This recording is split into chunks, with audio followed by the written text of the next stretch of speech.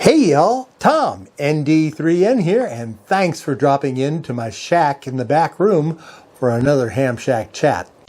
Let's have a little chat, okay? WSJT-x has recently, back in January, released a new top-level version, version 2.6.1. While keeping everything that we've come to know and love about the program, there are a few additional features and updates that you should know about. This video is radio agnostic, as I will be focusing on the WSJT-x software itself, specifically as it relates to the FT8 mode. I am using my FT991A to demonstrate these new features, but you should be able to apply what I'm showing you to almost all radios. As always, any questions, corrections, or just general remarks can be left below in the comments. Any questions, comments, snide remarks? No? Good.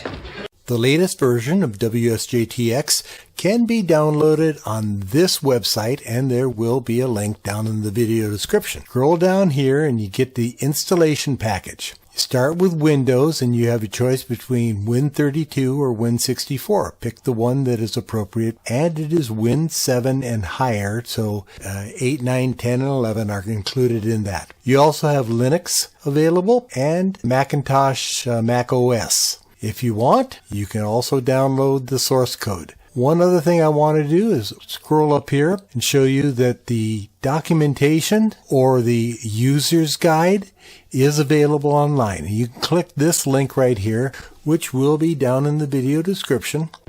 Down there. It will actually open up a browser-based version of this, which is searchable. You can also download an HTML version, PDF version in English, and they also have versions in German, Swedish, French, Norwegian, Italian, Russian, Dutch, Japanese, and Spanish. So if you plan on using the FT8 DXpedition mode, you want to download the DXpedition mode user guide. It's in multiple languages, and to the best of my knowledge, all of these are PDFs.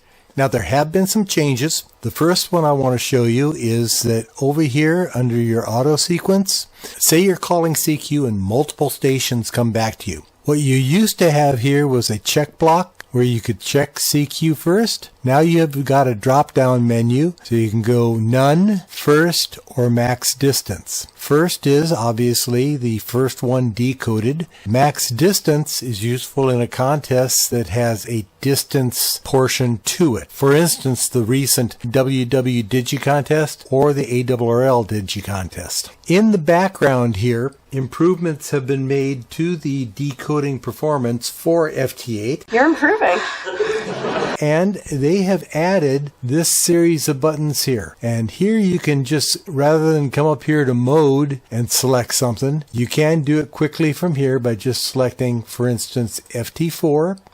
And you'll see that FT4, it's changed the frequency. You come down here, you can see I'm now looking for an FT4 station. You can also do it with MSK, Q65, and JT65. This H up here in the front is if you're doing a Fox and Hound and you're the Hound, you can toggle it on and off. Right now it's on, right now it's off. Under configurations, you've got some additional capabilities that have been added. Say you're working a contest and you want to have a specific setup for that contest. So you come here to the default, which is what you always get, and you click on clone. Now when you come up here, you'll see that you've now got a copy. So we're going to rename that, and we'll rename that one to WW Digi and go OK. And you would go in here and set everything up for your WW Digi. For now, I'm just going to delete this one, and we'll move on from here. By now, you've figured out that this is a very high-level 10,000-foot view of WSJT-x version 2.6, and this is completely intentional.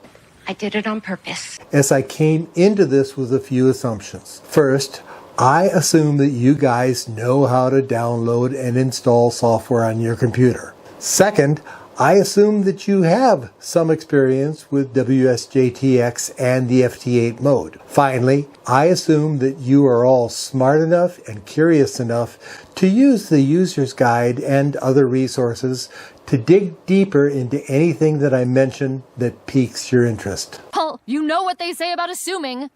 I will be doing a deeper dive into the entire suite of modes in WSJT-x. I'll also be going through the rig settings and functions for using digital modes on the FT991 in another deep dive video. I don't think those two will be combined. They'll be separate videos, but it is something for you to look forward to. If you're enjoying this video so far, please take a moment to pop that thumbs up icon and give me a like. I really enjoy being judged. There's been a handful of changes up in the connection settings. So we'll come up here, we'll go File, Settings, and we'll go to our General tab. The one thing you have to have in there, as you know, is your call sign and your grid. If you've worked FT8 before, there are no changes here. There's no changes on the radio tab. Now, I did mention this is a radio agnostic video, and I am using my FT991A. The audio, you want to make sure your codecs are here. In the next segment, I'll be showing you some additional WSJT-x settings, focusing on the new ones for version 2.6. I'll then give you a short demo showing how I make FT8 contacts and hopefully demonstrate the improved decoding that Joe Taylor and company say they've done in this version. Please help me get the word out about this and other videos of mine by sharing. Where is the love? Where's the sharing? With your friends, cohorts, and compatriots in the amateur radio world.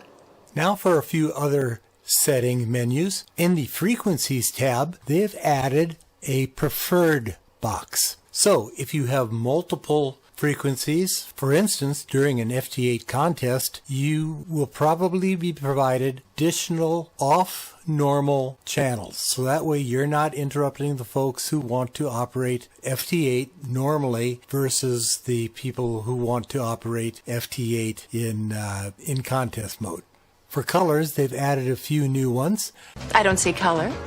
I see conquest. The first one is the new grids and Logbook of the World User. I am going to select Logbook of the World User because I like to get that indication over here, and it'll be highlighted in this gray color. Finally, over under the Advanced tab, down under Special Operating Activity, and you can see that they have added the ARRL Digi Contest.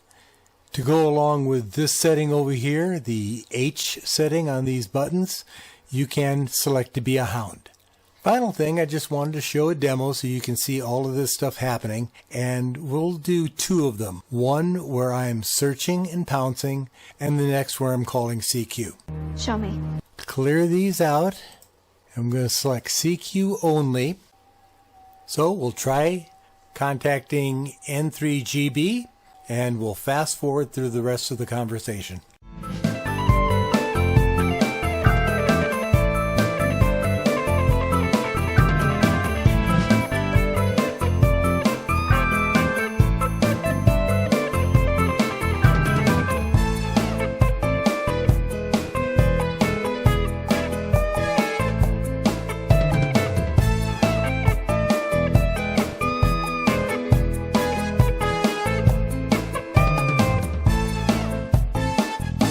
Now I'm going to call CQ, and we'll see if I get any luck having somebody come back to me.